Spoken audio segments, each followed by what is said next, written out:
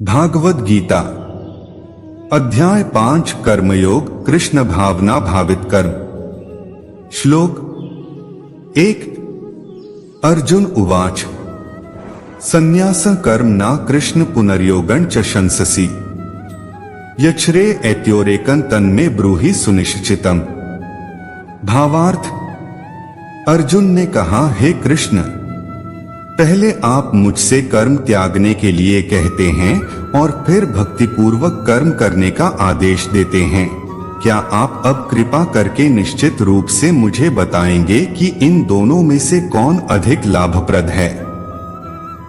तात्पर्य: भगवद गीता के इस पंचम अध्याय में भगवान बताते हैं कि भक्तिपूर्वक किया गया कर्म शुष्क चिंतन से श्रेष्ठ है। भक्तिपथ अधिक सुगम है क्योंकि दिव्य स्वरूपा भक्ति मनुष्य को कर्म बंधन से मुक्त करती है।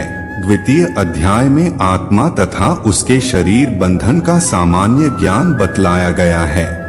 उसी में बुद्धि योग अर्थात भक्ति द्वारा इस भौतिक बंधन से निकलने का भी वर्णन हुआ है। तृतीय अध्याय में यह बताया गया है कि ज्ञानी को कोई कार्य नहीं करने पड़ते। चतुर्थ अध्याय में भगवान ने अर्जुन को बताया है कि सारे यज्ञों का पर्यवसान ज्ञान में होता है, किंतु चतुर्थ अध्याय के अंत में भगवान ने अर्जुन को सलाह दी कि वह पूर्ण ज्ञान से युक्त होकर उठ करके युद्ध करे। अतः इस प्रकार एक ही साथ भक्तिमय कर्म तथा ज्ञानयुक्त कर्म की महत्ता पर बल देते हुए कृष्ण ने अर्जुन के संकल्प को भ्रमित कर दिया है।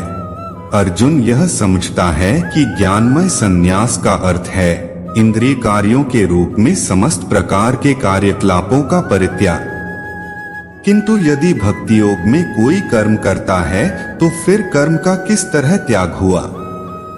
दूसरे शब्दों में वह यह सोचता है कि ज्ञानमय संन्यास को सभी प्रकार के कार्यों से मुक्त होना चाहिए क्योंकि उसे कर्म तथा ज्ञान असंगत से लगते हैं। ऐसा लगता है कि वह नहीं समझ पाया कि ज्ञान के साथ किया गया कर्म बंधनकारी न होने के कारण अकर्म के ही तुल्य है। अतएव वह पूछता है कि वह सब प्रकार से कर्म त्याग दे या पूर्ण ज्ञान से युक्त होकर कर्म करे, व्यस्त रहे और अज्ञान द्वारा प्रभावित हो, किंतु उसे वासुदेव की भक्ति के प्रति प्रेम उत्पन्न करना चाहिए। केवल तभी वह भव बंधन से छूटने का अवसर प्राप्त कर सकता है। अतः यह ज्ञान ही कि वह आत्मा है, शरीर नहीं, मुक्ति के लिए पर्याप्त नहीं। जीवात्मा के स्तर पर मनुष्य को कर्म करना होगा, अन्यथा भवबंधन से उबरने का कोई अन्य उपाय नहीं है। किंतु कृष्ण भावना भावित होकर कर्म करना सकाम कर्म नहीं है। पूर्ण ज्ञान से युक्त होकर किए गए कर्म वास्तविक ज्ञान को बढ़ाने वाले हैं। बिना कृष्ण भावनामृत के केवल कर्मों के परित्याग से बद्ध जीव का हृदय शुद्ध नहीं होता। जब तक हृदय शुद्ध नहीं होता तब तक सकाम कर्म करना पड़ेगा, परंतु कृष्ण भावना भावित कर्मकर्ता को स्वतः सकाम कर्म के फल से मुक्त बनाता है, जिसके कारण उसे भौतिक स्तर पर उतरना नहीं पड़ता। अतः कृष्ण भावना भावित कर्म संन्यास से सदा श्रेष्ठ होता है, क्योंकि संन्यास में नीचे गिरने की संभावना बनी रहती है। कृष्ण भावनामृत में पुष्टि की है। प्रापंचिकतया बुद्धया हरि संबंधि वस्तुनः मुमुक्षुभ्यः परित्यागो वैराग्यं फल्गु कथ्यते।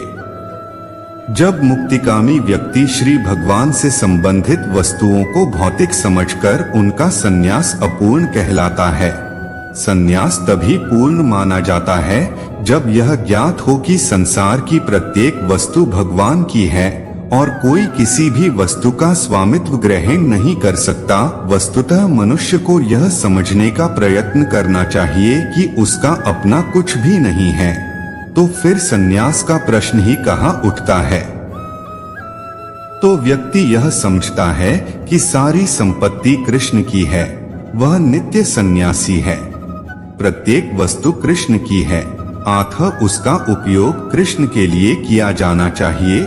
कृष्ण भावना भावित होकर इस प्रकार कार्य करना मायावादी सन्यासी के कृत्रिम वैराग्य से कहीं उत्तम है। अध्याय 5 कर्मयोग कृष्ण भावना भावित कर्म। श्लोक 2 श्री भगवानुवाच संन्यासः कर्मयोगश्च निःश्रेयस्करावुभौ तयोस्तु कर्म संन्यासात् कर्मयोगो विशिष्यते।